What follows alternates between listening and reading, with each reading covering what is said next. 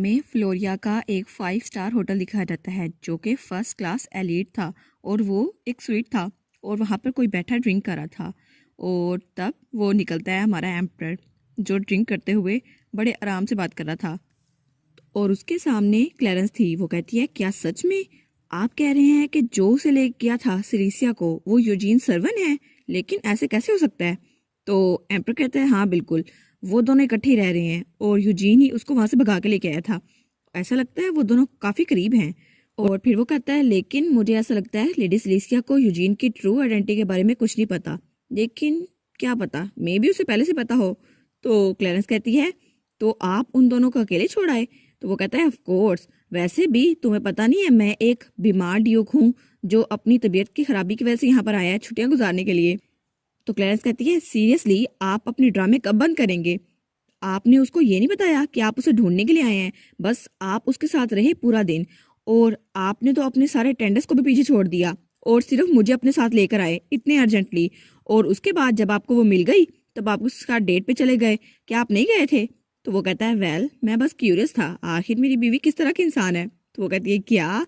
लेकिन उसके साथ खेलने की कोशिश मत करना, वो मेरी बेटी है, योर मैजेस्टी। तो एम्पर कहता है, क्या तुम्हारी बेटी? तो वो कहती है, हाँ आपको पता नहीं होगा लेकिन सिलिसिया रेड लाइन ऑर्डर में सबसे यंगेस्ट नाइट थी, उसको मैंने खुद ट्रेन किया है और प्रैक्टिकली उसको मैंने ही भड़ा किया है, तो इस तरह से वो मेरी बेटी हुई। तो वो कहता है, ओ हाँ मुझे याद आया, तुम भी तो रेड लाइन ऑर्डर की एक मेंबर हो, क्या तुम नहीं थी? तो वो कहता है, चाहे कितना भी क्योस हो जाए लेकिन जो लोग आपस में इकट्ठे रहते हैं वो एक दूसरे की फिक्र करते रहते हैं और मुझे नहीं पता था ये इतनी सीरियस हो जाएगी। मेरी बेटी कहा इसने, ठीक है।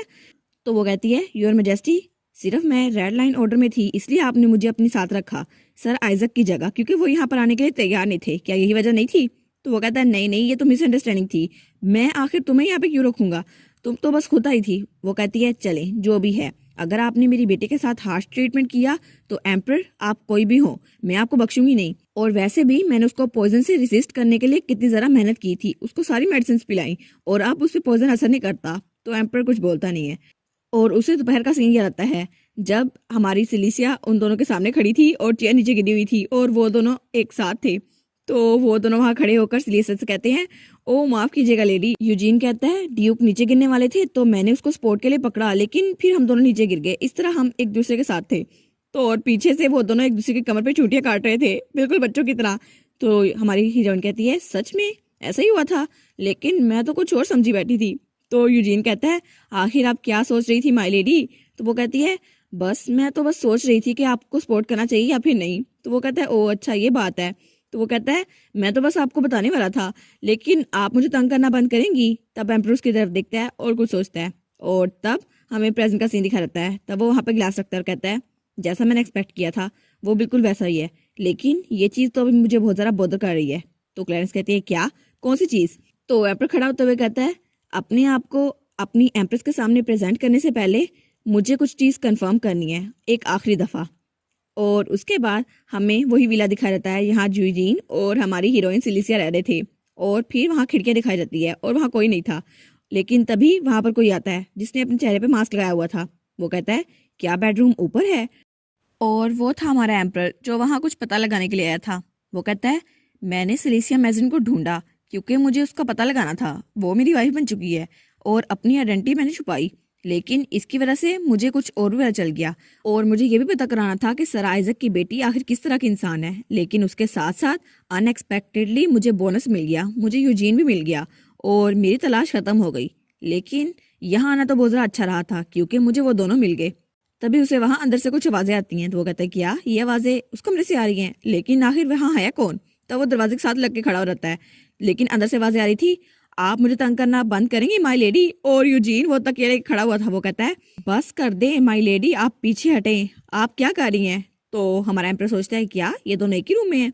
तो वो बड़ी डरावनी लग रही थी। वो कहती है, क्यों नहीं लॉर्ड ऑफ द नॉर्थ, मेरी मसाज स्किल तो बहुत ज्यादा अच्छी है और मैं आपसे पैसे भी नहीं लूंगी और अगर आप किसी और से करवाएंगे तब भी आपको इतना अच्छा असर नहीं मिलेगा। तो यूजीन वो तो डर के खड़ा हुआ था। वो कहता है, मैंने कहा ना मुझे इसकी जरूरत नहीं है, आपको समझ नहीं आती? और वैसे भी कौन मसाज देने के लिए यहाँ पर आता है और आप मेरे बेडरूम में ऐसे कैसे घुस सकती हैं? तो वो कहती है, क्या आप तो मेरे लिए एक ओल्ड मैन की तरह लग रहे हैं। और वो कहती है, वैसे भी लॉर्ड ऑफ द नॉर्थ ये बेकार है, मुझे पहले ही पता चल चुका है आपकी फीलिंग्स क्या है। तो वो कहता है क्या मेरी फीलिंग्स, और उसका चेहरा लाल हो गया था। तो वो कहती है हाँ हाँ, मैंने पूरा दिन कल किसी और के साथ गुजारा है ना, तो आप जेलस हो गए होंगे, इसलिए मैं आपके साथ टाइम गुजारने के लिए आई हूँ। और वैसे भी आपने मेरे गेस्ट के साथ फाइट भी की, इसका क्या मतलब हो सकता है? सिर्फ यही कि आप मेरे बगैर बोर हो गए थे, क्या नहीं हुए थे क्या? तो यूजीन चिल्ला के कहता है बिल्कुल नहीं, ऐसी बात बिल्कुल नहीं है। तो वो जल्दी से भाग के उसके पास आती है और कहती है इसलिए मैं आपकी बस थकावट उतारने की कोशिश कर रही हूँ, बस आप मेरे साथ थोड़ा टाइम गुजारें। और उसका कंधा पकड़ के मसाज करने की कोशिश करती है, लेकिन मसाज कम, वो तो कुश्ती ज़्यादा लग रही थी। तो वो कहता है लेडी क्या ये मसाज है? मुझे तो ऐसा लग रहा है मेरी बोन्स टूटने वाली हैं। वो कहती है ऑफ कोर्स मैंने बैटलफील्ड में ये सीखा था। वो कहता है क्या बैटलफील्ड में? ये मसाज तो ना हुई। और एम्पर उनको बाहर से देख रहा था। वो कहता है आखिर ये लोग कर क्या रहे हैं? तो यूजीन कहता है थोड़ा आराम से करें मसाज, मेरा कंधा टूट जाएगा। तो सिलिसिया कहती है ओ आपके कंधे तो बहुत ज़रा भारी हैं। तब हमारा यूजीन सिलिसिया के कंधे को पकड़ता है, कहता है बस बहुत हो गया। और तब वो सिलिसिया को बेड पे पटक देता है। वो कहता है बस मेरे कंधे हैं, आप मसाज करते करते इन्हें तोड़ देंगी। और फिर वो दोनों आमने सामने थे और सिलिसिया उसे घूर के देखती है। और तब वो भी उसे देखता है और वो कहता है ओ नो, ये मैंने क्या कर दिया। और तब वो दोनों एक दूसरे को देखते हैं। तो हमारी सिलिसिया कहती है ये दूसरी बार है ना? तो वो कहता है क्या दूसरी बार, लेकिन क्या चीज़? तो सिलिसिया कहती है जब हम लोग रॉयल पैलेस में मिले थे तब भी ऐसा ही हुआ था, है ना? तो इस तरह ये दूसरी बार हुआ। तो वो कहता है क्या आप अभी तक उस बात को भूली नहीं है? तो वो कहती है लॉर्ड ऑफ द नॉर्थ, मुझे लगता है आपको बिल्कुल भी नहीं याद, लेकिन अगर आप ऐसे करते रहेंगे तो मैं आपको और नॉर्दर्न ड्यूक पॉइंट्स दूंगी, आप तो 100 के करीब पहुंचने ही वाले हैं। तो वो कहता है वेल, और एम्परर की बातें सुन रहा था। वो कहता है क्या यूजीन सर्वन वो बास्टर्ड, वो उसके साथ फ्लर्ट कर रहा है? लेकिन तब हमारी हीरोइन वहाँ से निकलने लगती है। वो कहती है अच्छा ठीक है अब आप रेस्ट करें। तो हमारी हीरोइन वहाँ से जाने लगती है। तो एम्पर कहता है इससे पहले कि मुझे उनके रिलेशनशिप का पता चले मुझे कुछ और पता लगाना होगा, लेकिन मैं वेस्टली यहाँ पे नहीं जा सकता, मुझे पता कराना होगा कि मेरी वाइफ की स्किल्स आखिर है कैसी। लेकिन वो उसका सबसे रॉन्ग डिसीजन था। तब हमारी हीरोइन उसके कमरे से बाहर निकलती है, उसे गुड नाइट कहती है, लेकिन तभी उसे महसूस होता है कोई उसके साथ है और एम्पर उसकी तरफ हाथ बढ़ाता है। तो वो चौंक जाती है और तभी वो उसे डोज कर लेती है। तो एम्पर कहता है ओ इसके रिफ्लेक्सेस तो बहुत ज़रा अच्छे हैं। और हमारी हीरोइन हमला करने के लिए तैयार खड़ी थी। वो कहती है क्या ये क्या है? मैं जब यहाँ बाहर आई तो मुझे पता नहीं चला यहाँ बाहर कोई खड़ा है, लेकिन मुझे इसकी प्रेजेंस फील क्यों नहीं हुई? और ये पर्सन ये वैसा तो बिल्कुल नहीं है जैसे वो चोर थे, और ना ही वैसा जिससे मैंने लड़ाई की थी।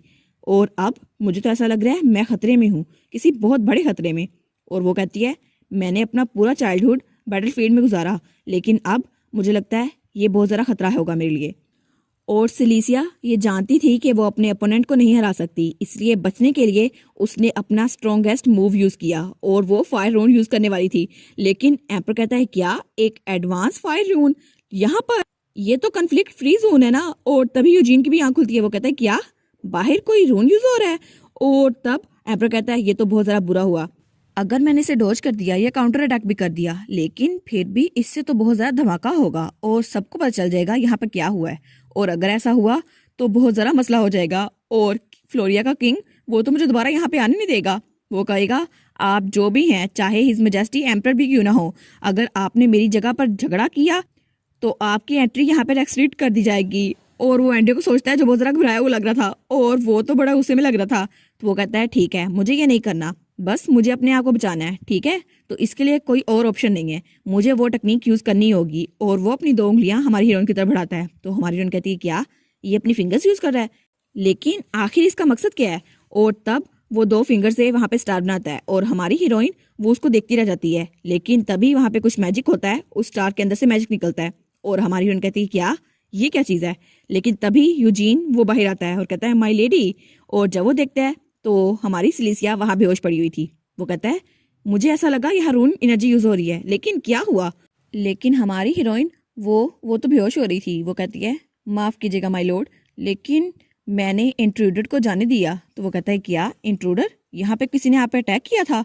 तो वो अपने हाथों को देखती है और तब उसके हाथ से शोले नहीं निकल रहे थे। वो कहती है क्या लॉर्ड ऑफ द नॉर्थ, मेरे हाथ से आग क्यों नहीं निकल रही और मैं अपना रून मैजिक क्यों नहीं यूज़ कर पा रही? आखिर मेरी रून मैजिक को हुआ क्या है और इसको किसने ब्लॉक कर दिया?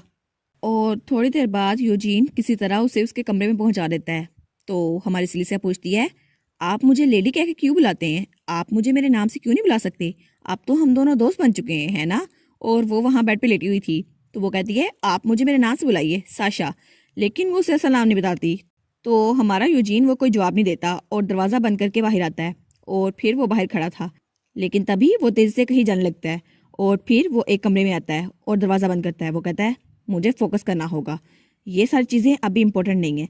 अभी इंपॉर्टेंट ये है कि यहाँ पर जो आया था उसकी आइडेंटिटी क्या है। और वो कुछ पेपर्स को देखने लग जाता है। वो कहता है किसी ऑर्डिनरी इंसान के लिए रून मॉडल्स को यूज़ करना बिल्कुल भी इम्पॉसिबल है, क्योंकि रून मॉडल्स ये ऐसी टेक्निक है जिसकी वजह से रून का फ्लो ब्लॉक कर सकते हैं। लेकिन इसमें 5 एलिमेंट्स यूज़ होते हैं, darkness, water, wind, fire and earth. लेकिन इसे यूज़ करने के लिए 5 रून यूजर्स की ज़रूरत होती है। लेकिन इस वक्त यहाँ पे 5 लोग नहीं थे, सिर्फ एक इंसान था। और उसी वजह से लेडी का रून मैजिक वो ख़त्म हो गया। और ये तो जनरेशन पहले भूल चुकी थी। मुझे लगा था अब किसी को ये नहीं पता होगी। लेकिन इस पूरे कॉन्टिनेंट में सिर्फ एक इंसान ऐसा है जो इस टेक्निक को अकेला कास्ट कर सकता है। और वो इंसान वो सिर्फ एक है, रूलर ऑफ 5 इटर्नल एलिमेंट्स, यान फेरजा। और वो बहुत ज़्यादा गुस्से में आ चुका था। वो कहता है मुझे कोई सरप्राइज़ नहीं है कि वो यहाँ पर आया था, और अब उसको पता चल चुका है मैं यहाँ रह रहा हूँ, तो वो मुझे ऑब्जर्व करने के लिए आएगा और वार्निंग के बगैर चला जाएगा। लेकिन आखिर यान फेरजा, तुम रून मुरस कैसे यूज़ कर सकते हो? तुम्हारी हिम्मत कैसे हुई? और तब वो कुछ डॉक्यूमेंट्स को देखता है और कहता है नहीं, मुझे गुस्सा नहीं करना, कोई बात नहीं, बस मुझे काम डाउन रहना है, इससे कोई चीज़ चेंज नहीं होगी। और यान फेरजा, एम्परर, तुम इस साल के आखिर से पहले मेरे ही हाथों से मर के रहोगे और मैं तुम्हें बहुत ख़तरनाक मौत दूंगा। और इसी के साथ ये वाला पार्ट यहाँ पर ख़त्म। तो आप लोग बताइएगा आपको ये पार्ट कैसा लगा। प्लीज़ लाइक करिएगा, कमेंट करिएगा और शेयर करिएगा। और जो न्यू व्यूवर्स हैं काइंडली वो चैनल को सब्सक्राइब कर दें। और पिछली वीडियोस का लिंक आपकी स्क्रीन पर नज़र आ रहा होगा, तो काइंडली उनको भी चेकआउट कर लें। Thank you so much.